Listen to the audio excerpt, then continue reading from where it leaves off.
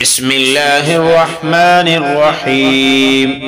رجب المرجب کا وظیفہ، جب کسی قسم کی مشکل، مشقت، دقت، بلاؤں میں مبتلا ہو تو اس وظیفے کو پڑھے تو انشاءاللہ تعالی رب کریم اس سے ہر قسم کی آفات کو دور فرما دے گا۔ بسم اللہ الرحمن الرحیم، لا حول ولا قوة الا باللہ العلی العظیم۔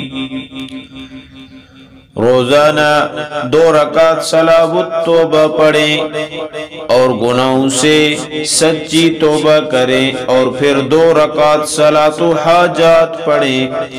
پورے مہینے میں 3 روزے اور روزانہ آدھا گھنٹہ درود شریف پڑھیں، اور اس دعا کا ورد کثرت سے کریں۔ اس وظیفے کا ورد جو ہے کثرت سے کریں، انشاءاللہ سب پریشانیاں جو ہیں ختم ہو جائیں گی۔